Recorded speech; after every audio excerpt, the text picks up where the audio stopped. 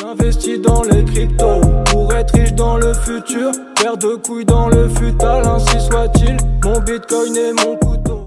On se retrouve pour la deuxième partie de l'émission Twitch qui va concerner les cryptos en général. Notamment, on va parler de BlackRock, un grand vainqueur pour les ETF Bitcoin. On va faire un premier petit bilan là, de ce qui s'est passé après une semaine pour les ETF. On va parler de la correction de Bitcoin, je vous en parlais aussi la semaine dernière, et des altcoins qui pourraient décoller. On va notamment regarder quelques analyses techniques. Et on parlera aussi un petit peu de réglementation, des CBDC, de ce qui se passe aux États-Unis, c'est dans les débats présidentiels, on discutera de ces choses-là. Les volumes, il y a eu des records de volume sur les ETF Bitcoin. 2,3 milliards apparemment, 2,3 milliards de dollars dans les 15 premières minutes de trading. C'est absolument énorme. Précédemment, les records pour un ETF de BlackRock, c'était 1,16 milliard sur le premier jour. Donc là, c'est absolument énorme. Et le volume de trading sur l'ensemble des ETF, ça a dépassé les 4,5 milliards de dollars sur la première journée de cotation. C'est vraiment énorme. C'est donc un succès. Après leur lancement du 10 janvier, il y a déjà 3 ETF Bitcoin Spot qui étaient dans le top 10 des ETF les plus négociés au cours de la semaine dernière, donc tout ETF confondu, en dehors du Bitcoin. Et selon Larry Fink, CEO de BlackRock, Bitcoin est un actif qui vous protège, au même titre que l'or. Alors évidemment, il y a maintenant un intérêt, il met en avant, il promeut Bitcoin. Il a fait quelques déclarations, et il dit que par le passé, il pensait un petit peu comme beaucoup de gens, que Bitcoin c'était un actif pour transporter de la valeur pour des choses illicites, pour faire de l'illégal, etc., terrorisme, ce genre de conneries, quoi. Et en fait, il a changé d'avis.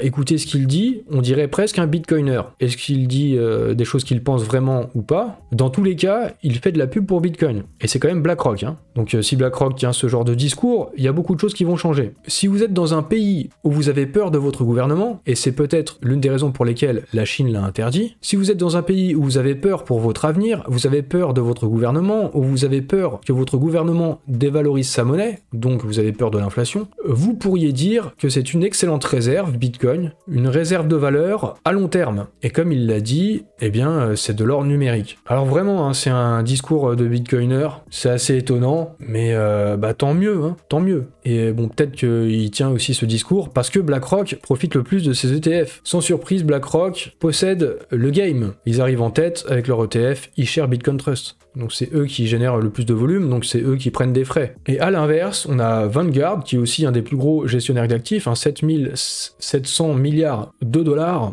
Eh bien, eux ne proposeront pas d'ETF Bitcoin Spot. Et alors pourquoi ils disent non? C'est vrai qu'on peut un petit peu s'interroger. Ils ne veulent pas d'ETF Bitcoin. Nous n'avons pas non plus l'intention d'offrir d'ETF Bitcoin Vanguard ou d'autres produits liés à la crypto. Notre point de vue est depuis longtemps que la forte volatilité des crypto-monnaies va à l'encontre de nos objectifs d'aider les investisseurs à générer des rendements réels positifs sur le long terme.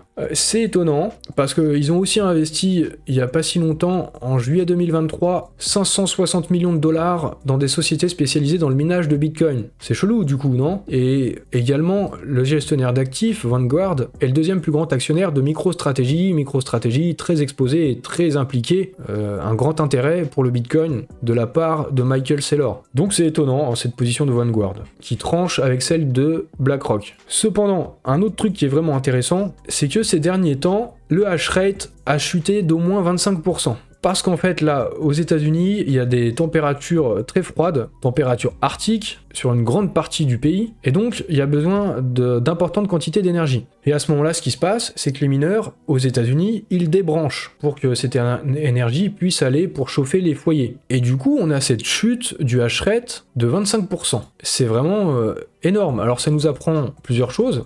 Déjà qu'il y a peut-être au moins 25% des mineurs aux États-Unis, et que malgré le fait qu'ils débranchent tous, eh bien le protocole, le réseau fonctionne, ça reste solide, ça démontre la résilience de Bitcoin. Et ça, c'est plutôt rassurant.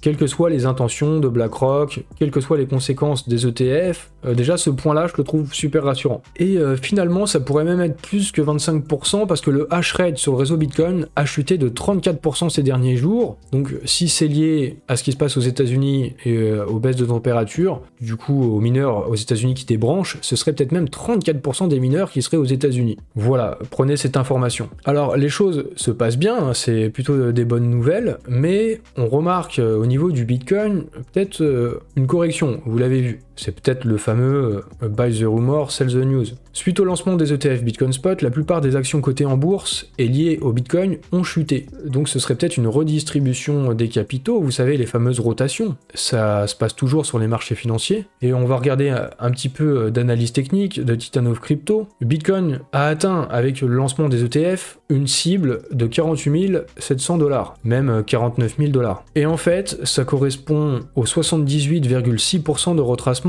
de Fibonacci. Alors si notre cycle actuel ne fait pas exception, ce qui va se passer, ça pourrait être la même chose qui s'est passé lors des cycles précédents. À chaque fois, on atteint cette cible des 78,6%, et puis derrière, ça corrige un petit peu, même si c'est assez difficile de voir ça là à l'écran, parce que évidemment, avec le temps, c'est des mouvements qui paraissent petits. Mais en tout cas, après avoir atteint les 78,6%, il y a un retracement généralement. Là, on les a atteints, donc c'est peut-être un petit peu ce qu'on est en train de vivre actuellement. On a atteint les 49 000 $. Actuellement, au moment où je parle, on est plus ou moins sur les 42 000 $. Ça pourrait continuer de chuter, ou alors de stagner. Mais par contre, au niveau des altcoins, on pourrait assister à un démarrage. C'est ce que pense Titan of Crypto. Ce n'est que le début pour les alts. L'alt season est en route. Pas forcément immédiatement non plus, hein. Alors d'après son analyse, bon regardez, hein, tout simplement, c'est très visuel pour comprendre la logique, en tout cas de ce qu'il pense. C'est comme si on était ici, en vrai on est là, hein, sur le cercle jaune, on a passé un niveau clé, plus ou moins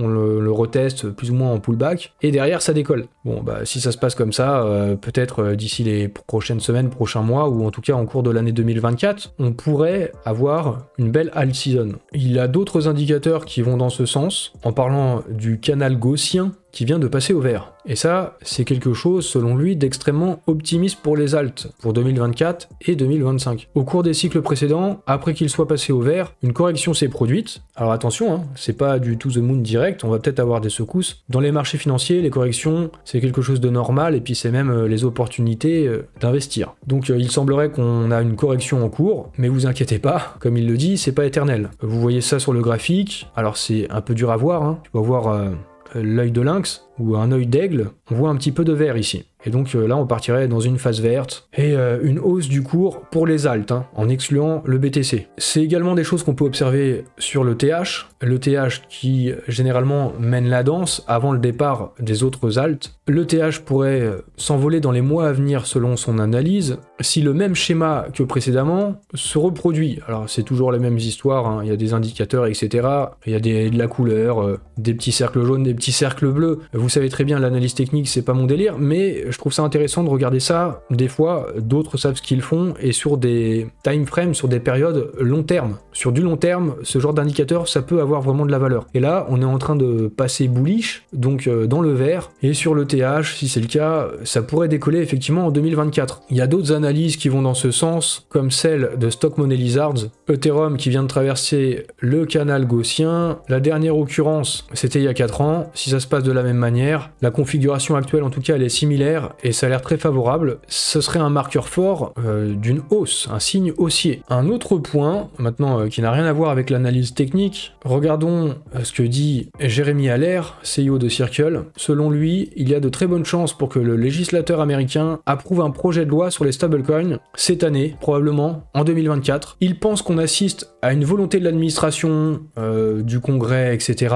d'aller dans ce sens, de réguler les stablecoins. Les dollars numériques se répandent dans le monde entier. D'autres gouvernements réglementent les monnaies numériques en dollars, avant même les États-Unis. Il y a des régulations sur les stablecoins dans d'autres pays. Et il pense donc qu'il existe un désir très fort pour l'administration US d'affirmer le leadership des États-Unis et de mettre en place les bonnes protections pour les consommateurs. Bon, ça c'est un petit peu un discours politique. En fait, aussi ce qu'on peut comprendre là-dedans, regardez les stablecoins. Regardez dans le monde de la crypto, on n'utilise finalement que des stablecoins en dollars. Pourtant, nous, on n'est pas états-uniens. Vous pouvez être en Amérique du Sud, vous pouvez être en Afrique, vous pouvez être en Asie, vous pouvez être en Europe. Les stablecoins que vous utilisez, majoritairement, c'est en dollars. Et du coup, dans ce monde de demain, ce monde du du numérique, c'est dans l'intérêt des États-Unis que finalement on utilise le dollar même pour les stablecoins. Finalement, ce qui se joue aussi, c'est la souveraineté du dollar et c'est des intérêts économiques. Et donc c'est dans leur intérêt de réguler aussi, de légaliser tout ça, et que finalement la monnaie d'internet, la monnaie numérique, ça risque d'être le dollar aussi en bonne partie. Et décidément, 2024, déjà il y a eu les ETF, il y aura aussi les élections, on va en parler, mais en plus avec une régulation aux États-Unis des stablecoins, bah, ça pourrait vraiment être une année historique pour les cryptos. Et ça ouvre la voie pour une adoption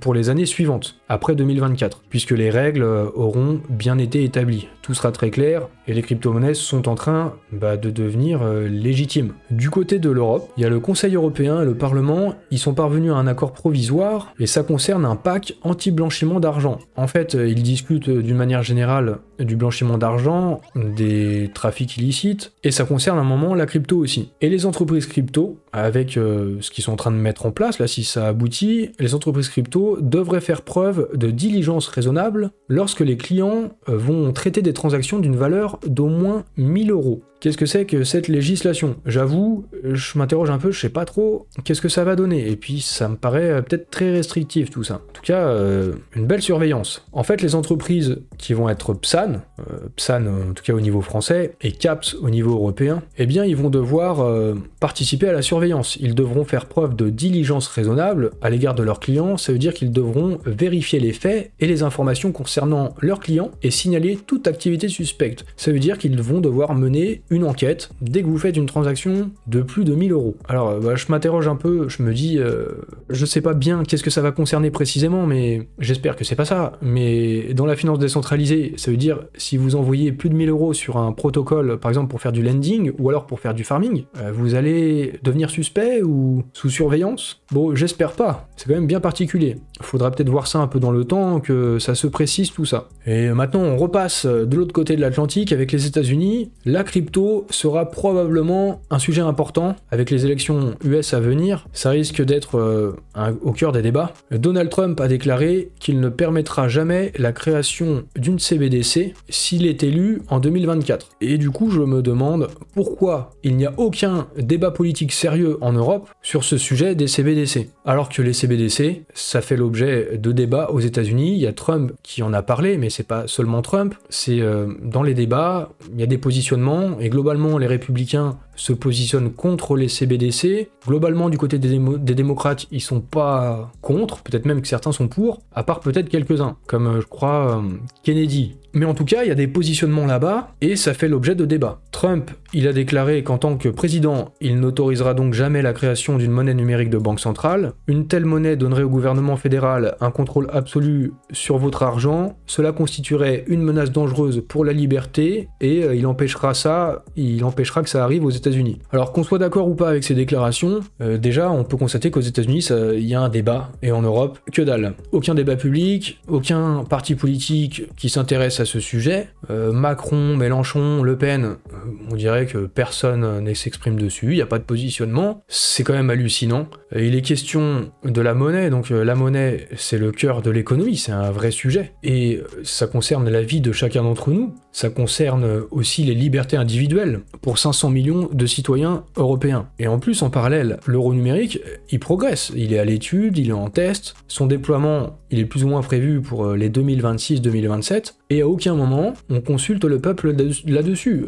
Le peuple n'est même pas informé, quoi. Les gens sont même pas vraiment au courant, la plupart, qu'il va y avoir un euro numérique, ou vraiment de loin. Et c'est aussi les médias qui ont un rôle à jouer là-dedans, puisqu'ils n'en parlent absolument pas. Comme si les journalistes regardaient à côté, alors que c'est un vrai sujet. Il y a quand même des journalistes qui sont au courant pour l'euro numérique. Les politiciens et les médias européens devraient s'emparer du sujet. Bon, c'est pas le cas. Et ça aussi, pour la démocratie, c'est vraiment pas terrible. Et pour terminer, je vous inviterai à lire un tweet que j'ai fait sur les influenceurs, leur rémunération. J'ai fait un long tweet, alors je vais pas en parler là, je vais pas l'expliquer ou le lire, parce qu'en plus ça prendrait du temps, et je pense que c'est mieux si vous le lisez vous-même, donc je le mettrai dans la description. Certes c'est long, mais si vous l'avez pas lu, et si vous aimez bien mes contenus, et si vous regardez mes vidéos, et si vous êtes là en train d'écouter, c'est quelque chose qui peut vous intéresser, et peut-être, en tout cas, moi je partage juste un point de vue finalement, mais mais peut-être vous faire réfléchir sur les influenceurs, sur même notre système, puisque finalement tout le monde court après l'argent et le temps, hein, tout le monde. Finalement aussi, sommes-nous vraiment libres? Dans ces cas-là, c'est des questions philosophiques aussi dont je parle. Je parle aussi du fait qu'on est tous des influenceurs. Les réseaux sociaux, avant d'être virtuels sur Internet, ça concerne les êtres humains. Quand vous parlez à des amis, vous pouvez les influencer, ou eux, ils peuvent vous influencer, ou votre famille. Du coup, tout le monde est influenceur. Et puis aussi, tout le monde est un petit peu scammer, hein, quelque part. Lisez tout ça, vous comprendrez pourquoi je dis ça. Évidemment, il y a de la nuance quand j'explique ces choses-là. Je dis pas que tout le monde, on est tous des enculés, et encore, quoique, peut-être un petit peu, puisque le monde est quand même un peu compliqué et difficile. Il y a énormément d'inégalités, et on sait que la plupart des gens dans ce monde, finalement, au mieux ils vivent, raisonnablement, mais ils doivent quand même travailler à peu près toute leur vie et donner l'essentiel de leur temps pour avoir de l'argent. Je vous dis, on court après les deux, et pour avoir du temps, il faut de l'argent. Et finalement, tout ça, oui, c'est un petit peu une sorte de scam, même s'il y a de la nuance dans tout ça, je vous dis. Je sais même plus où j'en étais dans mes phrases. Bon, je vous invite à lire tout ça, et finalement à prendre du recul sur notre monde et notre société. Le monde, finalement, s'il est si difficile, oui, voilà, je me reprends, et avec ces inégalités, c'est aussi parce que nous-mêmes, on se comporte de cette manière-là. Le monde, c'est que la somme de toutes les individualités, et si le monde il est comme ça, c'est parce que nous-mêmes, nous sommes comme ça. Donc je vous invite juste à prendre du recul, c'est aussi philosophique, que chacun regarde aussi son trou du cul avant de regarder celui des autres. C'est peut-être pas facile à faire, hein, physiquement, de regarder son trou du cul, mais peut-être qu'il faut le faire avec un miroir, dans ces cas-là, hein, et finalement regarder notre propre reflet. Voilà, j'essaye d'utiliser des métaphores, de belles images parlantes pour vous intéresser, de vous divertir aussi un petit peu, même quand les sujets sont sérieux. Donc je vous invite encore une fois à lire ce tweet si vous ne l'avez pas fait, ce sera dans la description, et j'espère que vous avez apprécié l'émission. C'est le moment de liker, de vous abonner, de commenter, de partager, dire ce que vous pensez, et puis je vais vous souhaiter une bonne soirée. Activez les notifs partout, sur toutes les plateformes, et bonne soirée. Salut à tous!